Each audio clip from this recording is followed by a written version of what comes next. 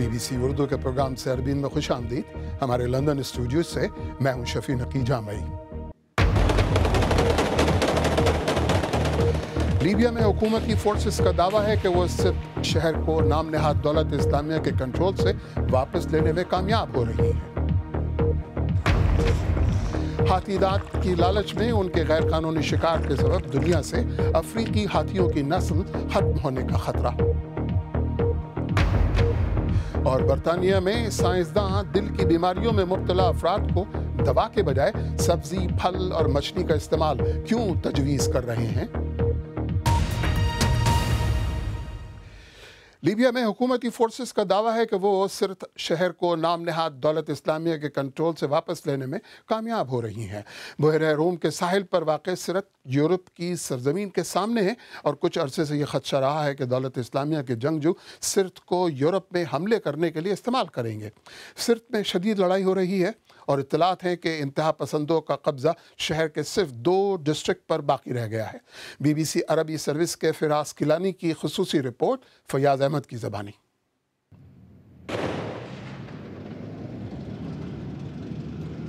Tanks آگے بڑھ رہے ہیں.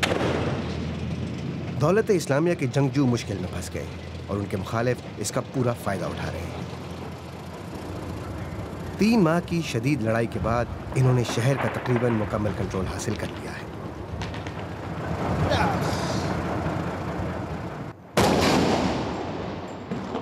یورپ میں حملہ کرنے کے لیے دولت اسلامیہ کو بحیرہ روم کے ساحل پر واقع سرت شہر کا فائدہ اٹھانے کی امید تھی.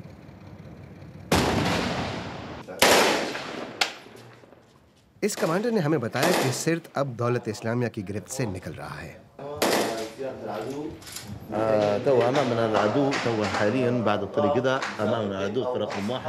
ہمارے سامنے یہ تمام علاقے دولت اسلامیہ کے قبضے میں ہیں. وہ یہاں سے نظر آتے ہیں، لیکن کچھ ہی دنوں میں ہم اس کا کنٹرول حاصل کر لیں گے. لیکن لڑائی ابھی ختم نہیں ہوئی. دولت اسلامیہ کے نشانہ باز اور خودکش بمبار ان کا راستہ روک رہے ہیں. یہ پیش رفت خاصی مہنگی پڑی ہے. ہمارے سامنے اس ہسپتال میں 30 سے زیادہ دولت اسلامیہ کے مخالف جنگجو دم توڑ گئے اور کم از کم 200 زخمیوں کو طبی امداد دی جا رہی تھی. اگر دولت اسلامیہ کو سرت سے نکال بھی دیا گیا تو اس تنظیم کی جانب سے خطرہ کم نہیں ہوگا. لیبیا میں اس وقت 2 حکومتوں کے علاوہ سینکڑوں مسلح گروہ اقتدار حاصل کرنے کی کوششیں کر رہے ہیں. خطے میں نام نہاد دولت اسلامیہ کے اثر و رسوخ اور ان کے خلاف جنگ کا جائزہ لینے کے لیے اس وقت ٹورانٹو سے میرے ساتھ موجود ہیں کامران بخاری. کامران بخاری صاحب، سرت میں یہ پیش رفت دولت اسلامیہ کے خلاف جنگ میں کس قدر اہم ہے؟ میں نہیں سمجھتا کہ شفیع صاحب یہ اتنی اہم ہے. اس کی 3 وجوہات ہیں. ایک تو یہ ہے کہ لیبیا کے اندر جو اڈا ٹھکانہ دولت اسلامیہ یا داعش کا تھا یا ہے، وہ اتنی اہمیت کا حامل نہیں ہے. وہ ایک آؤٹ پوسٹ ہے. دوسری بات یہ ہے کہ اگر آپ دیکھیں تو جو ہے اس علاقے کو خالی کرانے میں کس قدر دیر لگ رہی ہے. اس کا مطلب یہ ہے کہ جو ہے جو پیش رفت ہے وہ بڑی کاسٹ پہ آ رہی ہے. تیسری بات یہ ہے کہ مفروضہ یہ ہے کہ اگر لیبیا کے اندر داعش ہوگی تو یورپ کے اوپر حملہ جو ہے کرنا آسان ہوگا. میں سمجھتا ہوں کہ وہ مفروضہ بھی ٹھیک نہیں ہے، کیونکہ داعش جو ہے انفارچونیٹلی یورپ میں پہلے سے موجود ہے اور لیبیا کے اندر سے جو ہے لوجسٹکلی وہاں تک پہنچنا جو ہے وہ خاصی مشکلات کا سامنا رکھتا ہے. تو کامران صاحب، حال ہی میں نام نہاد دولت اسلامیہ کے معروف رہنما شام میں مارے گئے، جن کے بارے میں کہا جاتا تھا کہ وہ یورپ میں لون ولف حملوں کے ماسٹر مائنڈ تھے. پھر شام اور عراق میں بھی دولت اسلامیہ کو پسپائی ہوئی. تو کیا یہ مانا جائے کہ دولت اسلامیہ کو شکست ہو رہی ہے؟ دیکھیں، پیش رفت ضرور ہے، لیکن اس پیش رفت کو جو ہے ہمیں ایک کانٹیکسٹ میں دیکھنے کی ضرورت ہے. یہ جتنے علاقے ہیں یہ داعش کے پوائنٹ آف ویو سے اسٹریٹجکلی اتنے اہم نہیں ہیں. ان کے مسٹ ہیو علاقوں میں سے نہیں ہیں. ان کا جو کور ٹرف ہے موصول کے اندر جہاں تک عراق کا تعلق ہے، اور رقہ اور دیر الزور کے درمیان جو علاقہ ہے شام کے اندر، وہاں تک تو ابھی تک کوئی نہیں پہنچا ہے. وہ ان کا کور ٹرف ہے. اور جہاں تک جو ہے یہ رہنما کی ہلاکت ہے، انفارچونیٹلی ہم وقتاً فوقتاً بہت سارے رہنما جو ہے مارے جاتے ہیں، لیکن اس سے کوئی فرق نہیں پڑتا، کیونکہ جو تنظیم ہے، جو ریجیم ہے یہ داعش، اس کے اندر ریڈنڈنسی اور ڈویژن آف لیبر جو ہے وہ بہت حد تک میچور ہے. تو کیا کہیں گے کامران بخاری، ترکی بھی اب اس فوجی کارروائی میں شامل ہو گیا ہے، تو ترکی کا اس قدر کھل کر کے سامنے آنا کیا معنی رکھتا ہے اس جنگ میں؟ جی آپ کو یاد ہوگا کہ میں نے آپ کے کسی پچھلے شو میں اس بات کی پیشن گوئی بھی کی تھی کہ ترکی جو ہے اس میں میدان میں جو ہے کودے گا، لیکن فی الوقت جو ہے اتنی بڑی چھلانگ نہیں لگائی ہے ترکی نے. کوئی 350 جو ہے اسپیشل فورسز آپریٹر ہیں، کوئی 20 ایک ٹینکس ہیں، زیادہ تر دار و مدار جو ہے وہ جو جنگجو ہیں فری سیرین آرمی کے، کوئی 5-7 ہزار ان کے اوپر ہے. تو لیکن یہ ہے کہ یہ بدادریج جو ہے، یہ جو ترکی کی مداخلت کہہ لیں یا انٹرونشن کہہ لیں، یہ بڑھے گی سیریا کے اندر، اور جو بڑھے گی تو جو ہے حالات مزید پیچیدہ ہوتے جائیں گے. اچھا، اختصار کے ساتھ کامران بخاری ذرا اس پہ بھی روشنی ڈالیں کہ مشرق وسطیٰ میں جو کچھ ہو رہا ہے اس کے بارے میں یورپ کی اب حکمت عملی کیا ہے، وہ کیا سوچ رہا ہے؟ دیکھیں، یورپ کی حکمت عملی جو ہے کوئی ایک نہیں ہے، کیونکہ یہ ایک ایسے وقت میں جو ہے مشرق وسطیٰ کا معاملہ جو ہے وہ ایگزاسربیٹ ہو رہا ہے کہ جبکہ یورپ خود جو ہے انتشار کا شکار ہے. بریکسٹ حال ہی میں ہوا. پھر یہ ہے کہ جتنے ممالک ہیں وہ کیمپس میں بٹے ہوئے ہیں. جرمنی اور فرانس کے پوری طریقے سے ایک پیج پہ نہیں ہیں. اسی طریقے سے اٹلی کے مسائل ہیں. تو میں نہیں سمجھتا کہ جو ہے ابھی کوئی حکمت عملی یورپ کی جانب سے آئے گی. دیکھنا یہ ہے کہ واشنگٹن کیا کرے گا، اور واشنگٹن روس کے ساتھ مل کے کیا کر رہا ہے، کیونکہ وہ سلسلہ بھی بڑے عرصے سے چل رہا ہے. کامران بخاری، بہت بہت شکریہ. دولت اسلامیہ صرف مشرق وسطیٰ کا ہی مسئلہ نہیں بلکہ اس کی موجودگی کے اشارے پاکستان میں بھی ملتے رہے ہیں. اس ضمن میں آج پاکستانی فوج کے ترجمان نے کہا کہ ملک میں دولت اسلامیہ نے جگہ بنانے کی کوشش کی تھی جسے ناکام بنا دیا گیا ہے، لیکن اس کے خاتمے کا کام ابھی مکمل نہیں ہوا. پاکستانی فوج کے شعبہ تعلقات عامہ کے ترجمان لیفٹیننٹ جنرل عاصم سلیم باجوہ نے راولپنڈی میں ایک پریس کانفرنس کے دوران کہا کہ دولت اسلامیہ کے 300 سے زیادہ اراکین گرفتار ہو چکے ہیں، جن میں ان کے امیر حافظ عمر بھی شامل. ان کا کہنا تھا کہ دولت اسلامیہ کے پاکستان میں 309 افراد میں سے 25 غیر ملکی تھے، جن میں افغانستان، عراق اور شام کے شہری بھی شامل تھے. برازیل کی معزول صدر ہار ماننے کو تیار نہیں. دلما روسیف نے اپنے مواخذے کے خلاف اپیل کرنے کا عزم کیا ہے. 81 سینیٹرز میں سے 61 نے ملک کے بجٹ میں ہیرا پھیری کرنے کے الزامات کے تحت ان کے مواخذے کے حق میں ووٹ دیا، لیکن دلما روسیف نے ان الزامات کی تردید کی، جبکہ ان کے متبادل مشیل تیمر نے حلف اٹھا لیا ہے اور برازیل کے لیے ایک نیا دور لانے کا وعدہ بھی کیا ہے. تفصیل کے ساتھ ایمن خواجہ. برازیل کے صدارتی محل میں زندگی حسب معمول نہیں دکھائی دی. صدارتی محل الورادا پیلس میں گزشتہ 5.5 سال گزارنے کے بعد دلما روسیف کو ایک نامناسب انداز سے عہدے سے برطرف کیا گیا. مواخذے کی سماعت کے شروع میں انہوں نے اپنے خلاف عائد الزامات کی تردید کی تھی، جن کے مطابق انہوں نے سرکاری اکاؤنٹس میں بد انتظامی کی تھی. ان کا کہنا تھا کہ وہ پارلیمانی بغاوت کا شکار تھیں، جس نے ملک کی جمہوریت کو کمزور بنا دیا ہے. کانگریس کی جانب سے اٹھائے گئے ان اقدامات کے خلاف اس ہفتے مظاہرے تو ہوئے ہیں، لیکن اتنے بڑے پیمانے پر نہیں جتنے کے تصور کیے گئے تھے. اس وقت برازیل ایک اقتصادی اور سیاسی بحران سے گزر رہا ہے اور شاید لوگوں کو غصے سے زیادہ اپنے مستقبل کی فکر ہے. دلما روسیف کے مینڈیٹ کے آخری 2 سال کی ذمہ داری سابق نائب مشیل ٹیمر سنبھال رہے ہیں، جن کا تعلق مرکزی دائیں بازو کی پارٹی PMDB سے ہے. انہوں نے برازیل کے کئی اقتصادی مسائل سے نمٹنے کا وعدہ کیا ہے، لیکن جانے سے پہلے سرخ جوڑے میں ملبوس اور اپنے حامیوں کے شانہ بشانہ معزول رہنما نے کہا کہ وہ اپنے مخالفین کو معاف نہیں کریں گی اور اپنی جدوجہد جاری رکھیں گی. ایمن خواجہ، BBC نیوز. اور اب ایک نظر دیگر چنندہ عالمی خبروں پر بھی. امریکہ کی ریپبلکن پارٹی کے صدارتی امیدوار ڈونلڈ ٹرمپ نے کہا ہے کہ صدر بننے پر وہ غیر قانونی طور پر امریکہ آنے والوں کا راستہ روکیں گے. انہوں نے امریکی ریاست ایریزونا میں غیر قانونی تارکین وطن سے متعلق اہم خطاب میں میکسیکو کی سرحد پر دیوار تعمیر کرنے کا وعدہ پھر دہرایا.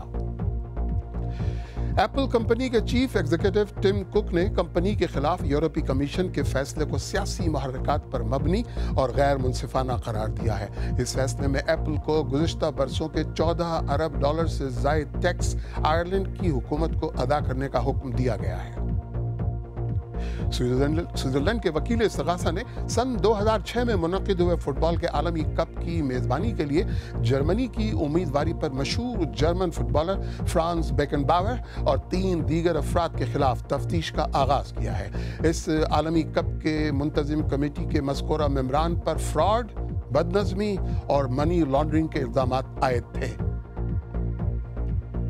अमरीकी रियासत फ्लोरिडा में कायम कैनेडा स्पेस सेंटर के लॉन्च पैड में धमाका हुआ है, जहां एरोस्पेस कंपनी स्पेस एक्स बगैर पायलट का एक रॉकेट लॉन्च करने जा रही थी। इस धमाके की वजह से अब तक पता नहीं चला कि क्यों हुआ और किसी के जख्मी होने की इत्तलात भी नहीं आई है।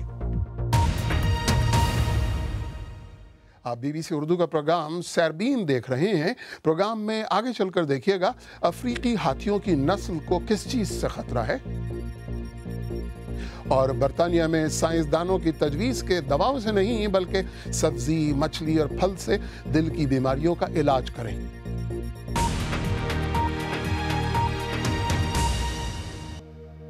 BBC उर्दू के प्रोग्राम सैरबीन में एक बार फिर खुशामदीद। गुज़िश्ता 10 साल के दौरान बर्र-ए-आज़म अफ्रीका में आबाद हाथियों की तादाद में तेज़ी से कमी आई है। अफ्रीका के 18 ममालिक वाले सर्वे के मुताबिक इसके ज़िम्मेदार वो शिकारी हैं जो हाथी दांत की लालच में इनको हलाक करते हैं। अंदाजे के मुताबिक 10 साल के दौरान तकरीबन 1,44,000 हाथियों को हलाक किया गया, और अगर इसी रफ्तार से इनका शिकार होता रहा तो आइंदा 9 साल में अफ्रीका में मौजूद तकरीबन 4,30,000 हाथियों में से सिर्फ 50% बाकी रहेंगे। एलिस्टर लीथहेड की रिपोर्ट, काशिफ कमर की ज़बानी। पूरे बर्रे-आज़म में मौजूद हाथियों की गिनती करने के लिए फिजा से बेहतर और क्या तरीका हो सकता है। ये 2 साल से अफ्रीका की इस चरागाह सवाना के ऊपर सिर्फ 300 फीट की बुलंदी पर परवाजें कर रहे हैं, और इससे एक अफसरदा तस्वीर उभर कर सामने आई है। और ये एशियाई ममालिक में हाथियों के दांतों की मांग पूरी करने वाले स्मगलर्स और शिकारियों की वजह से हो रहा है। जमीन के जिस टुकड़े पर से हम गुजर रहे हैं ये नमीबिया और बोट्सवाना को जुदा करता है। हमने इस रास्ते पर हाथियों की बहुत सी लाशें देखी हैं, जिनमें से बाज 4 माह तो कुछ सिर्फ 2 हफ्ते पुरानी है।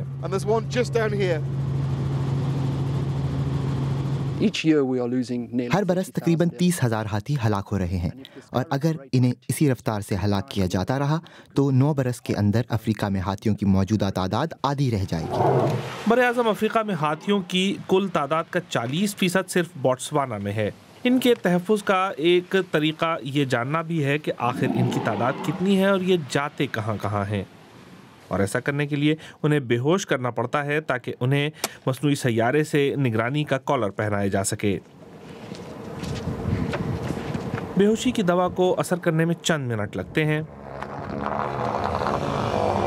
इनको ये ख्याल भी करना होता है कि इस दौरान इनकी सूंड बंद ना हो।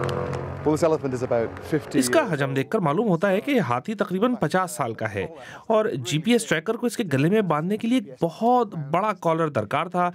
ये अपना काम जल्द अज जल्द मुकम्मल करने की कोशिश कर रहे हैं।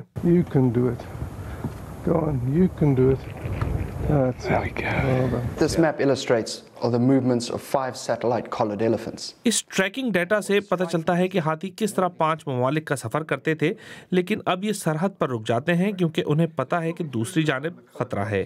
Elephants clearly have a cognitive ability. हाथियों में ये समझने की सलाहियत होती है कि उन्हें खतरा कहाँ है और कहाँ वो महफूज हैं, और इस मामले में वो बोट्सवाना में पनाह ले रहे हैं। लेकिन ये लाशें इस बात का सबूत है कि अफ्रीकी हाथियों की ये आखिरी पनाहगाह भी अब शिकारियों की नज़र में आ गई है। एलिस्टर लीथहेड की रिपोर्ट, काशिफ कमर की ज़बानी। आइए देखते हैं कि हमारी वेबसाइट bbcurdu.com पर कौन सी खबरें दिलचस्पी से पढ़ी जा रही हैं। करीना कपूर की हामिला हालत में काम जारी रखने की खबर आप बहुत पढ़ रहे हैं। इसके अलावा 50 साल के बाद अमेरिका से क्यूबा जाने वाली पहली परवाज़ की पिक्चर गैलरी बहुत देखी जा रही है। सब्जियां, मछली, खुश्क मेवे और जैतून का तेल बहरे रूम से मुत्तसिल इलाकों में आम खानों के अहम अज्जा हैं। मेडिटरेनियन डाइट नामी ये खुराक दिल की बीमारियों का मुकाबला करने के लिए इंतहाई मुफीद समझी जाती है, और अब एक ताज़ा तहकीक के मुताबिक दावा ये है कि मेडिटरेनियन डाइट दिल के मरीजों को जल्द आई मौत से बचाने में भी मददगार है। पाकिस्तान में दिल के अमराज पर रिसर्च करने वाले एक इदारे के मुताबिक जहाँ मगरिब में इन अमराज से अमवात में कमी आ रही है, वहाँ पाकिस्तान में इनमें इजाफा है। तफसील के साथ राजा जुल्फ़िकार अली। लंबी और सेहतमंद जिंदगी का राज, सब्जी, मछली, खुश्क मेवे और जैतून का तेल। एक तहकीक के मुताबिक ऐसे खाने दिल की बीमारियों का मुकाबला करने के लिए इंतहाई मुफीद साबित हो सकते हैं। खाने में फल और सब्जियों के बेहतर तनासब से इजाफी विटामिन खुराक का हिस्सा बन जाते हैं, जो हमारे लिए बहुत अच्छा है। और मेडिटेरेनियन तर्ज के खाने सेहत के लिए ज़्यादा अच्छे होते हैं बनिस्बत बरतानवी खानों के, जिनमें फ़ैट और गंदम ज़्यादा होती है। यूके में 1200 ऐसे मरीजों को 7 साल जेरे निगरानी रखा गया जिन्हें दिल का दौरा, शरियानों में ब्लॉकेज या स्ट्रोक हुआ। इनमें मेडिटेरेनियन तर्ज की खुराक खाने वालों के जिंदा बच जाने के इम्कानात ज्यादा नजर आए। मेडिटेरेनियन डाइट की अफादियत का अंदाजा इस अतालवी दुकान पर आने वाले सेहतमंद अफराद से होता है। हम अपने खानों में सब्जियों और फलों का इस्तेमाल बहुत करते हैं। पास्ता हो या पिज्जा, हमारे खानों के अज्जा जमीन से उगते हैं। हम सेहत अफजा चीज़ें ही खरीदते हैं। मेरी बीवी इस मामले में ज़रा जुनूनी है। ग्रिल पर बनी मछली और सब्जियां और ऐसे ही गोश्त के खाने पसंद करती हूँ।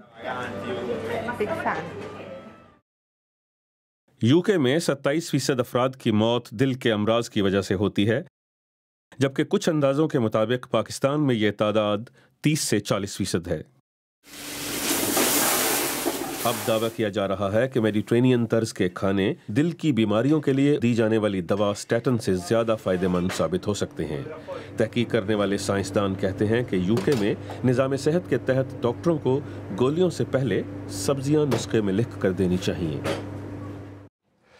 अगर आप ये रिपोर्ट या आज का प्रोग्राम दोबारा देखना चाहें तो हमारे YouTube चैनल पर आइए, पता है youtube.com/BBC उर्दू। अगर आप हमारा प्रोग्राम मोबाइल पे देखते हैं तो हमने आपके लिए खुसूसी मोबाइल प्लेलिस्ट भी तैयार की है जो हमारे YouTube पेज पर मौजूद है। अगर आप चाहें तो मुझसे और हमारी टीम के दीगर साथियों से ट्विटर पे भी रब्ता कर सकते हैं। मेरा ट्विटर हैंडल है @शफी_नकी-जामी। इसके साथ ही सरबीन तो अख्ताम को पहुँचा, लेकिन प्रोग्राम में पेश होने वाले मौज़ूआत पर अगर आप अपने ख्यालात का इजहार करना चाहें तो फेसबुक, ट्विटर हाजिर है। आप हमारे हैंडल @BBC उर्दू के ज़रिए भी हमसे रब्ता कर सकते हैं। तो मुझे पूरी टीम समेत इजाज़त दीजिए। खुदा हाफिज़।